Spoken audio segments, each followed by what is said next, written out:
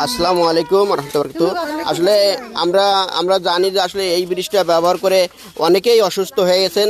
ছোট ছোট বাচ্চারা এই গর্তে পড়ে যায় এবং এই ভাঙ্গাগুলির মধ্যে এই ছোট ছোট বাচ্চাটা পড়ে যায়। এর মধ্যে আমরা শুনছি যে একজন মহিলা আপা উনিও কিন্তু এই ব্রিজ থেকে পড়ে গিয়েই তার হাত ভেঙে গেছে।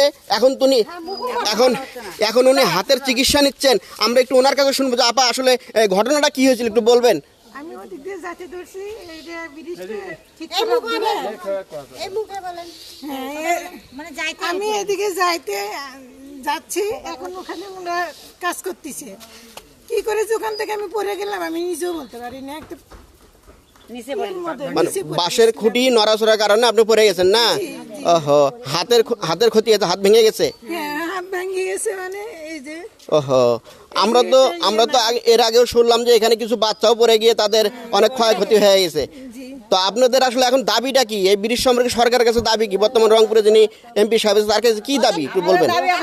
দাবি যে এটা হয় ঠিক করে দেন, আর না হলে যে মানুষ। আপনাদের দাবিটা একটু বলবেন ব্রিজটার ব্যাপারে। আমরা জানি আমাদের যারা নেতা আছে তারা ভোটের সময় এসে কিন্তু প্রতিশ্রুতি দেয় নাগরিক সম্পন্ন সুবিধা দিবে, কিন্তু ফ্যামিলি কার্ড, এই কার্ড, সেই কার্ড, অনেক কার্ড আছে, কিন্তু কোনো কার্ডই এনারা কিন্তু পায় নাই। তারপরেও এনাদের কিন্তু কোনো মন খারাপ নাই। এনারা ফ্যামিলি কার্ড চাচ্ছে না, এনারা কোনো ভাতা চাচ্ছে না।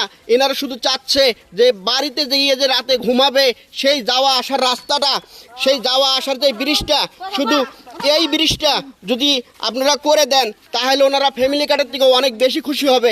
আমি মনে করি যে এই সুযোগটা করে দিবেন এই অসহায় গরিব মানুষের জন্য।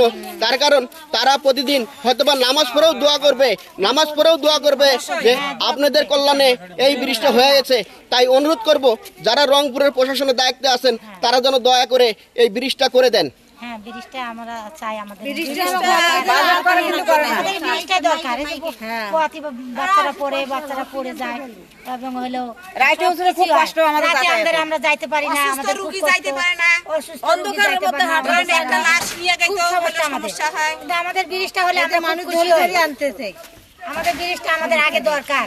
এই ব্রিজটা আপনাদের কাছে আবেদন থাকলো, আপনারা আমাকে ইনশাআল্লাহ দেখেন। এখানে আমি আসছি একটু ঘুরতে, কিন্তু এনাদের যে অসহায়তা, যে দুর্ভোগ, সেই দুর্ভোগটা দেখে আমি আর ভিডিও না করতে পারলাম না। কারণ এনারা সবাই এত লাঞ্ছিত, এত বঞ্চিত, সমাজের নাগরিক কোনো সেবা এনারা পাচ্ছেন না, কোনো রকমের সেবা এনারা পাচ্ছেন না।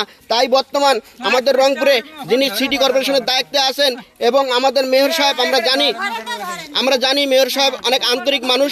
তিনি এই জায়গাটা দেখে গেছেন, কিন্তু তিনি আশ্বাস দিয়ে গেছেন যে এই ব্রিজটা তিনি করবেন, কিন্তু কোন কারণে করতেছে না, কেন আসতেছে না, এটা হলো জনগণের দাবি। তাই এনারা বলছেন যে আগামী ভোটের আশ্বাস দিয়ে মানুষ ভোট নিয়ে যায়, কিন্তু আমাদের নাগরিক কোনো সেবা দেয় না। তাই তেনারা আর কোনো আশ্বাসের মধ্যে থাকতে চায় না, ওনারা চায় বাস্তবায়ন। এই বাস্তবায়নটা হবে বলে আশা করে এলাকাবাসী সবাই আমাদের বর্তমান এমপির মুখের দিকে তাকায় আছে। যেহেতু তিনি প্রতিশ্রুতি দিয়েছেন তাহলে ব্রিজটা হবে, এই আশা ব্যক্ত করে আজকের মতো বিদায় নিচ্ছি। সবাই ভালো থাকেন, ভিডিওটা দ্রুত শেয়ার করবেন। আপনাদের কাছে কোনো টাকা চাই না, আপনাদের কোনো পয়সা দিতে হবে না, আপনারা শুধু একটা শেয়ার করবেন। একটা শেয়ারের কারণে হয়তোবা যারা প্রশাসনের দায়িত্বে আছে তারা এই ভিডিওটা দেখলে হয়তোবা এই এলাকার মানুষের দুর্ভোগটা কমবে। এই বলে আমি বিদায় নিতেছি। ভালো থাকেন। আসসালামু আলাইকুম ওয়া রাহমাতুল্লাহি ওয়া বারাকাতুহু।